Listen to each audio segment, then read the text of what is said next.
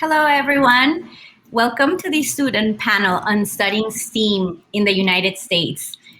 Gracias a todos por acompañarnos el día de hoy en esta sesión. Antes de comenzar con nuestros panelistas, quisiera recordarles que el evento de hoy lo van a poder disfrutar mejor si se conectan a través de una computadora, ya que a través de sus celulares tienen acceso a participar en estas sesiones informativas, sin embargo no tienen acceso a conversar con los 40 representantes de universidades de Estados Unidos.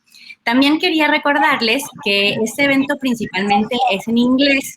Si ustedes hablan inglés y lo siguen en estas sesiones que son en inglés informativas, pueden activar el botón de Closed Captions, que es la cajita que aparece abajo de esta pantalla donde yo les estoy hablando, y tienen la opción de activar el Closed Caption para que les aparezcan los subtítulos a medida que vamos teniendo esta conversación. Muchas gracias nuevamente por estar aquí. Thank you everyone for joining us. Today I have the great pleasure of introducing to you 3 great examples of success stories of Costa Rican and Panamanian students who have completed application process and are either pursuing studies in STEAM in the US already or are about to begin. First, I would like to welcome Isaac Rodriguez, who is an Opportunity Funds alum pursuing a Bachelor of Science degree in engineering at Tufts University. I also would like to welcome Francisco Sáenz, who is also an Opportunity Funds alum pursuing a doctoral degree in Aerospace engineering at Princeton University. And last but not least, our female in this panel, Samantha de Leon, who has been admitted to begin at Cornell University this fall, pursuing a doctoral degree in human development. Thank you, everyone, Isaac, Francisco, and Sam, for joining us today.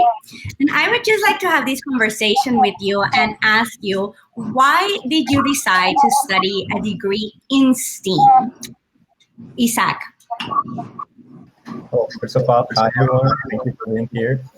And the reason why I think that I decided to pursue like a field in STEAM, like in a specific in the engineering area, is because, well, first of all, like a really personal decision was because I attended like STEM high school. I attended high school before going to college, and thanks to that background I have, I realized that in the STEAM area, I could have like a really high impact in my society and in my community. In my case, that I'm really interested in mitigate the climate change effects in the future, and I'm really interested in renewable energies.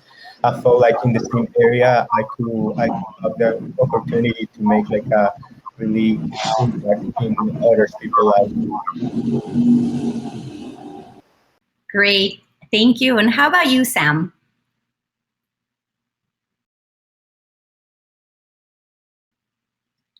We cannot hear you, Sam.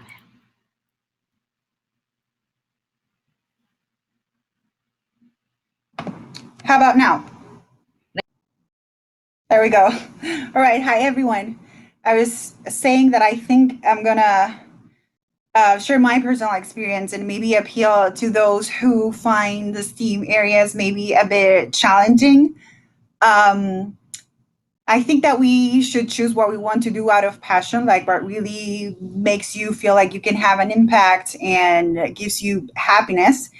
And in my case, I have to admit that some of the areas, like the mathematical area, the statistical skills that you have to develop to work in the field that I want to work in, can be overwhelming and can be challenging. And I think that sometimes we have to choose it because it's important. Like Isaac was saying, you can really make a difference. And even if you feel challenged by it, it's totally worth putting up the fight to do what you're passionate about and what you can help with. And what about you, Francisco? Yeah, I think I've always had like a really strong inclination towards math. And back in high school, I remember that I really liked the idea of being able to apply math to explain what we observe in nature and in reality in general. So, but I think that the idea that really got me engaged into saying like, okay, I really need to study something related to STEAM was the fact that we could use this math and knowledge in science to actually force a system to yield a specific result or get a specific behavior in a system that we design. And being able to use this knowledge to design new technology, new machines, I think that is what really got me engaged into saying, yeah, I really need to study a degree in STEAM.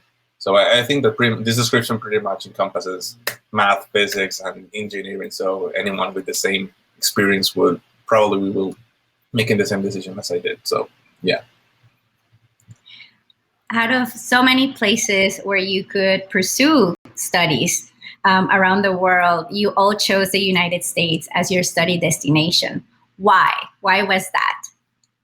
How about Isaac?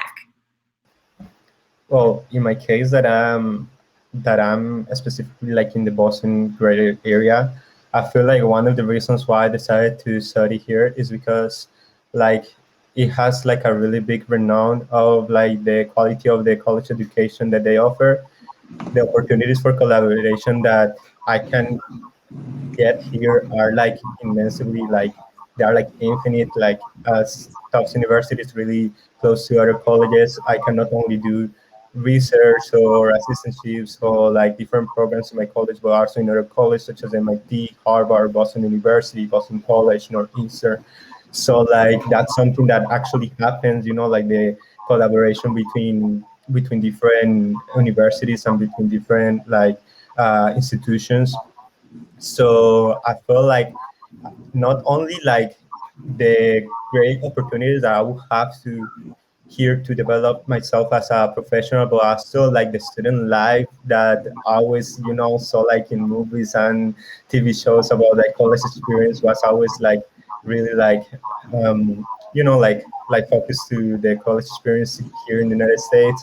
And it was something that I felt like I dreamt about because it was super like, you know, it was super cool, like, you know, having the residential life, living in a dorm, going with your friends to the dining hall, like having good conversations in the library and all the stuff that is involved with the residential life. So that's something that I feel like I just could get like in a United States institution to do my undergrad.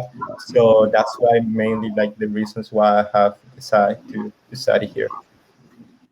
Thank you, Isaac. And what about you, Francisco? Yeah, I think that during my undergraduate studies, I decided that I wanted to have research for my future career. So I pretty much knew that the United States is a research-driven country. So getting this idea and knowing that the United States, the greatness of the United States is due to their huge investments in research, right? So I think that was one of the facts that I used to say, okay, I definitely need to go to the United States, but also the fact that the United States has pretty much experts in any field that you can imagine, right? So being able to study and do research in a country that has experts in any field is so advantageous for this country. And I think that whatever research field that any person could choose, choosing the United States to pursue studies is the best place in the world to actually study. Yeah. Sam, what about you? Yeah, my scenarios are very recent to those. The U.S. has this political culture of investing in infrastructure, human resources, and in general in research, as you don't find that much elsewhere. Even if you compare it to Europe, you will see that master programs usually have a 1-year program, where the United States programs have 2 years. And on top of the huge investment that there is for research areas, I think for my field particularly, some of the best schools in the world are in the US. And once you find one of the best spots where the field that you're interested in is being developed, once you go there, you are going to develop the connections that you need to keep working on it the years ahead. And that's the case for some American schools for my field. So for those 2 reasons. And that's a great way to look into the positives and the advantages and opportunities that the United States can offer as a study destination. But what about the challenges that you have faced throughout your undergraduate studies, either in Costa Rica and Panama, or even you now, Isaac, and preparing yourselves for graduate studies, but also the professional life, within the STEAM field? What are those challenges that you have faced or that you envision that you will continue facing for you to be able to perform? So, Sam. Well, I think the challenges that worry me particularly are general to all academia. There is less diversity and inclusivity that maybe one would want. There is a lot of grinding culture that may be difficult to balance with self-care and community care. So those are probably the ones that concern me the most. And then talking about here, like applying from Panama to the great schools that one dreams of going to, I think my greatest challenge was overcoming self-doubt and the anxiety of applying and trying. And I think that is also common for many students that come from our backgrounds. And you did so great. You had, I believe, 5 or 6 great offers from doctoral programs in the US. So taking the chance paid off. It did. Wonderful, Sam. And what about you, Francis? Yeah, I think it's sort of similar to the reasons that Samantha gave. Like, I think that during the application process, the student usually ignores a lot of the stuff that is happening. But I think that one challenge is being able to give the best image of you to the admissions committee when you are submitting your applications, because usually there's talent in Latin America, but the problem is that admissions committee in the United States usually they don't know our universities. So when you apply, they don't have that too much confidence in saying like, okay, I just want to make sure the student won't fail when taking our courses. And yeah, that's a problem for the international student, particularly in Latin America, because they just want to make sure you won't fail. And it's a huge problem for instance, for me, right? Because they are not sure if you will be able to face these challenges, right? So I think that preparing all the materials and being able to say, yeah, I'm actually prepared to take all the courses and do the research that you want me to do, it's hard, really, really hard to actually give that impression. But I think that's the biggest challenge that I have had for this whole application procedure. Yeah. That makes a lot of sense, and I think it resonates with a lot of us who have studied in the region. And what about you, Isaac? Because you're pursuing your undergraduate degree in the U.S., so you didn't get to go to a local university. You're just doing that now in the U.S. But what do you think are some of the challenges in your field? Yeah, I also resonating with what Samantha and Francisco said, like about self-doubting. Is like really normal, I guess, like pretty normalized to have like, like the imposter syndrome of thinking that you're not enough to do something, while actually you are. Because like sometimes, like for example, it happens to me now that I'm doing my undergrad, that I go and walk in my physics lab, for example, and I'm the only one with for example, with a Latino resonating name, or I'm the only one that may be international student in the class. So it may be sometimes like difficult to find like that representation, but it is still something that I have considered that it is still growing and growing in the STEM area, that there is still like a lot of work to do, but there is work already doing so.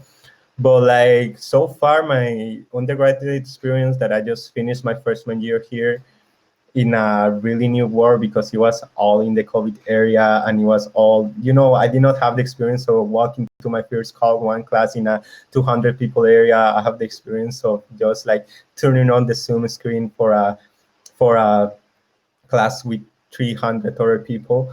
So it may be like something like kind of difficult, but I consider that this team in general has trying like to focus these specific problems, because like STEAM is something more like hands-on action rather than just watch the screen and learn what to do. You need to have the experience to learn to do something. For example, I cannot just learn chemistry like in my books. I need to go to the labs and do so. And that's actually something that I would say that it connects with the last question too, that is something about the benefits of studying in the US, that I still have had the opportunity to have all the in-person components for things that are like primordial, such as my life experience, such as my, office hours and all that stuff. Because sometimes, like the academia that is involved with the STEAM is really difficult, and it can be overwhelming sometimes, like having tough courses of math combined with tough courses of physics, combined with tough courses in coding and engineering, and all that involvement with trying to also take care of your mental health and also taking care of your person as a whole is something that can be overwhelming. But still, like, I feel like in the same area, you will always find support, and you will always like find someone else who maybe is going through the same. So like you're not gonna be alone, I guess. So yeah, that's something like about like the challenges that I have gone through like the same area, but I feel like there is always like a way to get out of those. Wow. We're very proud of all of you and where you are and how you're working hard to overcome all of these challenges. So one last question related to everything that you have shared. What are some tips and recommendations that you can offer students from Panama and Costa Rica who are also interested in pursuing the same path that you have? How about you, Francisco? What recommendations would you give them? Okay, yeah. So my first recommendation would be, following the same suggestion of trying to show that you're capable of facing the challenges for these universities. Try to get like the best scores in the standardized tests, because not that this will make your application a standout. It's just to make sure they will have confidence in giving you admission and say, okay, this student will be capable of taking our courses and do research, right? My second tip would be try to make contact with students that have already been granted admission at the particular program that you're applying to, because it's not that they know what the admissions committee are looking for, but they have already been admitted, right? So they have a little bit more of grasp of what the admissions committee might be looking for, or maybe they could make a small comparison among Ph.D. students to say, okay, the department might be trying to look for these qualities in a student. If you have them, make sure you highlight them in your application, in your CV or your statement of purpose. Or if you have an interview, make sure you mention those qualities in your interviews. And finally, I think I haven't mentioned this enough, but try to focus on the personal statement or statement of purpose part of the applications, because I think what I have learned during my application procedure is that this is more like a job application, not only like applying to university, right? So the personal statement is actually like your interview for this job, and this is the only personal part of your application where the admissions committee will get to know you personally, right? So try to make sure you give the best impression of yourself. Try to keep it real, right? Don't exaggerate, but you should make sure to mention all the best qualities that you have, and try to include all the tips given from students that are already part of the program that you're applying to. But yeah, those are my 2 recommendations. And those are all wonderful recommendations. Thank you, Francisco. What about you, Isaac?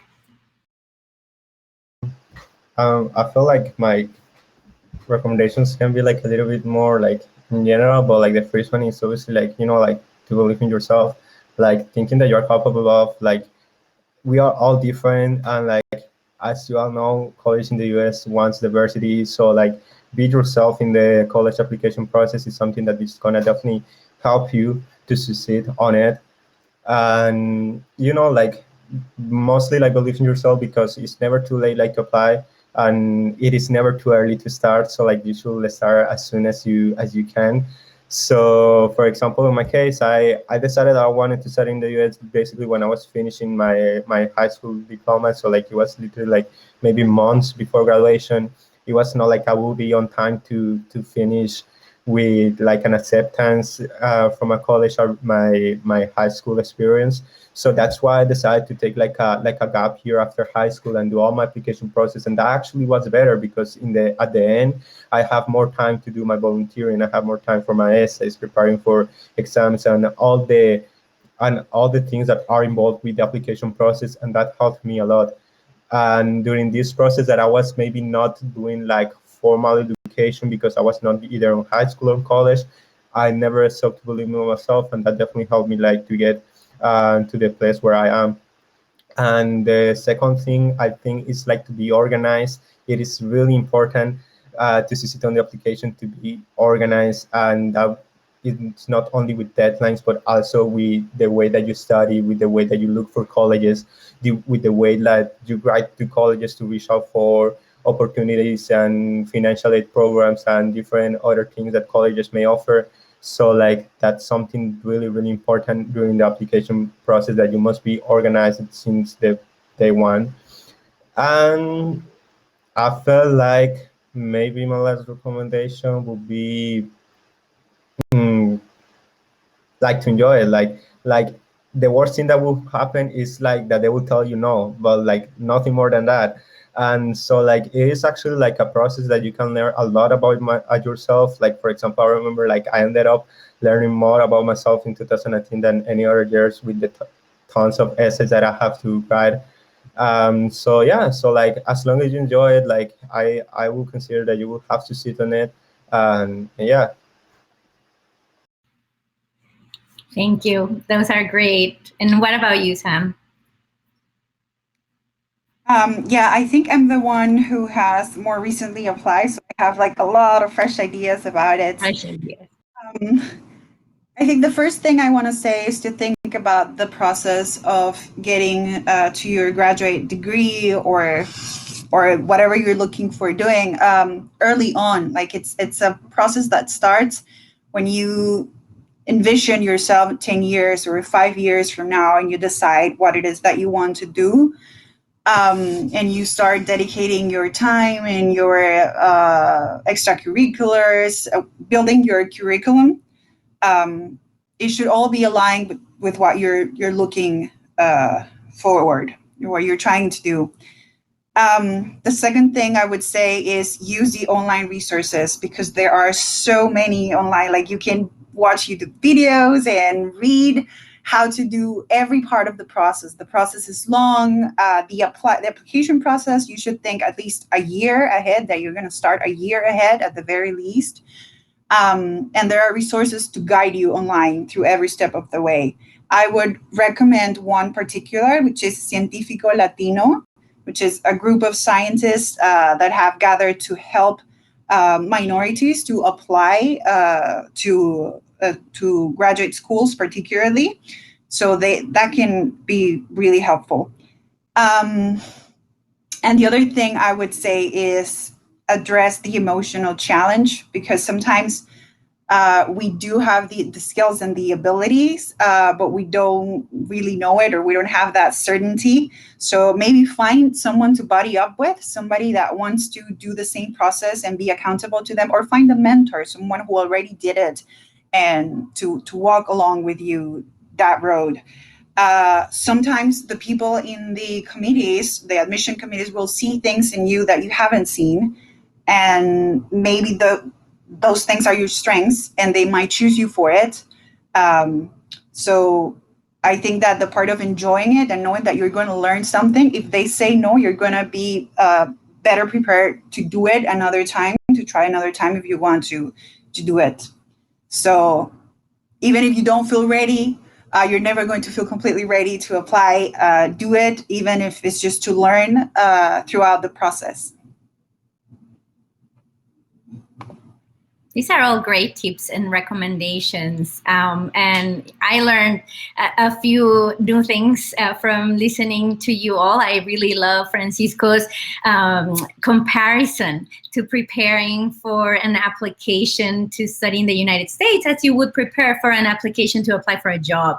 That was really outstanding. And Isaac, I love that you shared with us that you were not afraid to take a year off to prepare yourself so that you could improve and get to the level where you knew that you were going to be as ready and competitive so that you could get an admission with a full tuition ride. And if I'm not mistaken, even you even have a scholarship that covers you a ticket to return home. So all of your expenses are covered for because you took that time to prepare yourself.